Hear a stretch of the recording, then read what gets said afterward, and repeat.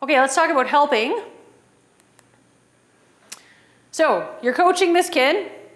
You think you've communicated really clearly what you want them to do, and they still don't do it.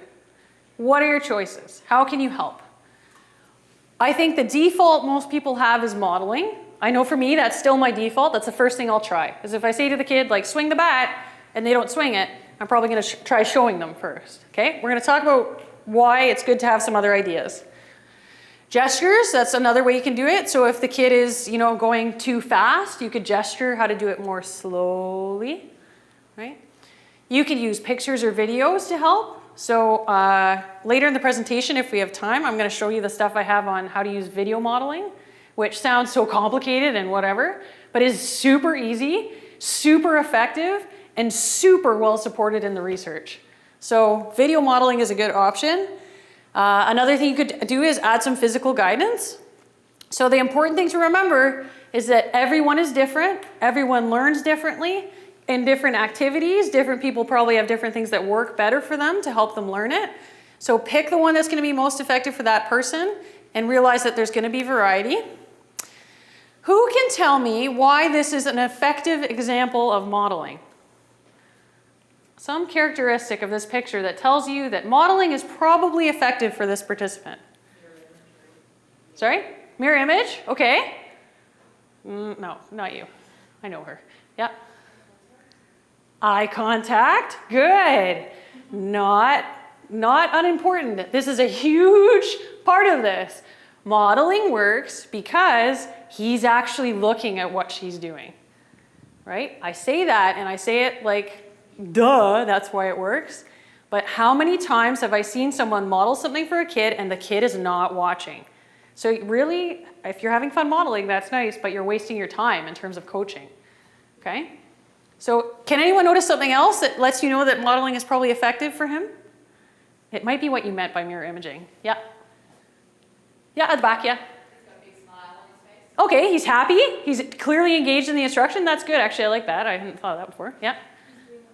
He's doing it with her. Very good. He is good at imitating, right? Remember, some of our kids do not necessarily have awesome imitation skills. So the fact that he's watching what she's doing, he's actually copying what she does, and I would argue that he's happy and engaged, 3 characteristics that make modeling a great option for him, right? So often, though, kids have a really hard time standing and watching what you're doing, or sometimes they're just not able to imitate what you're doing, okay? So just remember, if the kid is not watching what you're doing, and I'm going to show you some video later where, like, it's so clear the kid's not watching, it's not a good choice, okay? Personally, I'm quite a big fan of physical guidance. People always say, oh, the kids have autism, they're so sensitive to touch, like how can you possibly be using physical guidance? I find that 99% of the time, if you tell the kid what you're doing, you move slowly and with respect, it's no problem. So if I say to the kid, I'm going to help you move your hands, and then I come and help him move his hands, he's good with that. The reason I like it is, if I say an action and then I immediately assist the kid to do it, I'm positive there's a clear connection in his brain between that word I just said and the action he's doing immediately. There's immediate success, which is great for the kid. Right? So if I say to him, I'm just going to help you move your hands, and now all of a sudden he's holding the baseball bat right, I'm like, that's it, right? And the kid's like, yes, I got it, right? Think about yourself. I remember once doing a golf lesson, and the instructor was standing across from me trying to do this like mirror imaging modeling thing. And he's like, well, you just need to shift your pinky a little bit. No, that's not enough. Like maybe a little bit more to the right. I'm like, can you just come and show me what you want me to do? This would be faster. I would be less frustrated. You would probably be less frustrated. Okay, so physically guiding is a really good option. Sometimes people say, well, physical guidance, isn't that the most intrusive, way to prompt? Not always. If I'm shouting at you from across the pool and going, you need to, no, your knees need to be wider, you need to splash more, you need to do this, you need to do this, blah, blah, blah. I'm feeling annoyed. I'm feeling that's quite intrusive versus if you had just come up to me and said, let me help you. Yeah, like that. That's a less intrusive experience, in my opinion, but there you go. Physical guidance is not always possible. right? So think about blowing bubbles. You cannot physically guide a child to blow bubbles. You cannot inject the air through their lungs and blow it out through their mouth, right? Not possible. I think a lot of skills that we do in skating are very hard to provide physical guidance for. Sometimes you can, but a lot of the times you have to be more creative than that because it's just awkward to get down and try to move their feet in a certain way, and it's really hard. But swimming, and instructors are taught to do this. Swimming is amazing for this. And I think a lot more than people realize, if they just kind of get in there and help right away in that nice, respectful way, it works very well. I'm going to skip that one because we're going to run out of time.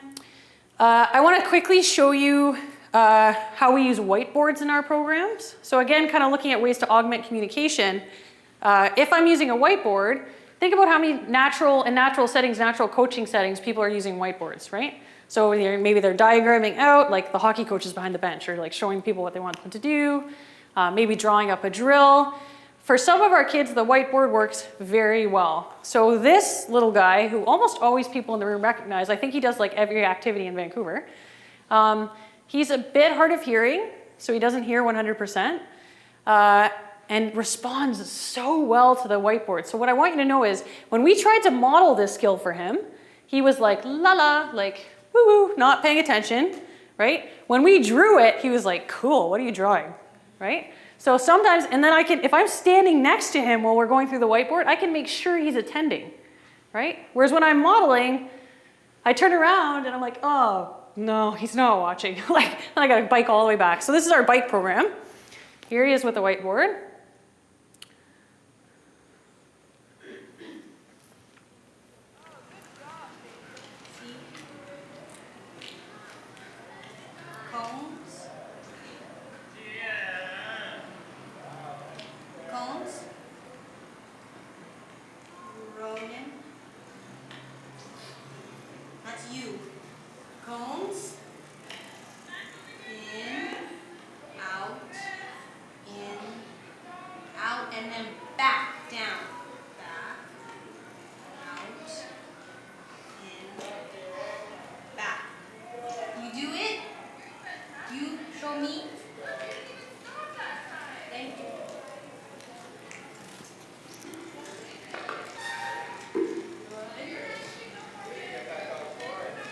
No problem.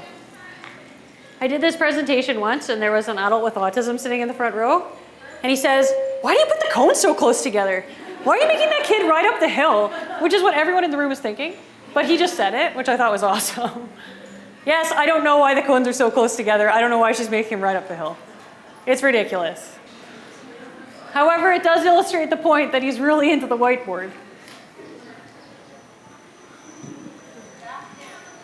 A little bit of gesture, you know, to supplement. Probably doesn't need as much as she's doing, actually. Those are some tight, tight turns. At least he's downhill on the way back, yeah.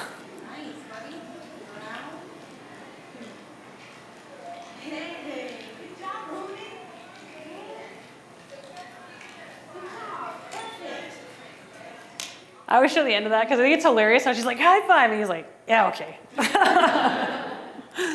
Okay, so when do we use whiteboards in our programs?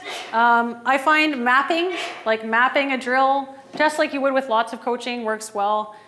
Sometimes we make lists or schedules on the whiteboard.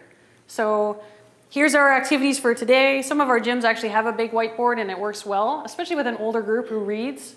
And you don't need little picture symbols, just write your activities for the day. This is not an autism thing. I don't know how many of you have ever done like master swimming. You go into the club or the whatever you want to call it, and there's the list of your drills for the day, right? But everyone likes to know. We all like predictability. We all like to know. So grab a whiteboard, write your list of activities. Sometimes it's other things that we're trying to work on, maybe like things we're trying to get the kids to remember to do, like pass 3 times or other kind of just reminders, cues that we can write up there.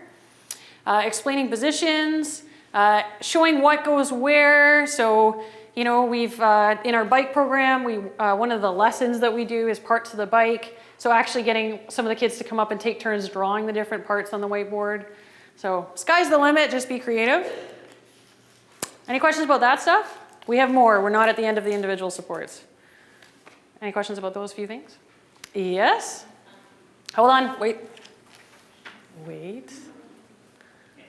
Are you going to address what to do when the kids are, like you said, don't always model because they may be off in the corner doing something?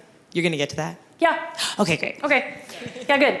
Okay, well, that's a good call. That's a good call. So some of the other things we've already looked at are things you could try instead. So for example, using physical guidance faster.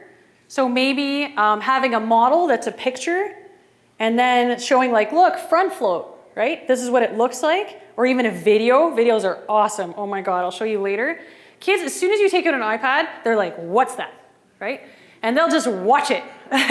So even if you have a kid who pays no attention to live modeling, you do that on a video, grab your iPhone, like it doesn't have to be high tech, quickly take a 5-second video of someone doing a front float, right? Show the kid, we're gonna do front float, right? Show them, and then immediately do physical guidance with them.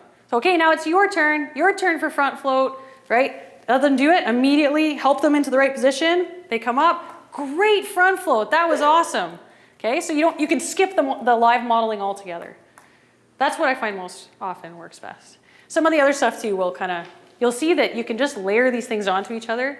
So it's not so much ever like, instead of this, do this. It's like, well, why don't you try these things? And then you can avoid that, right? Thanks, good question.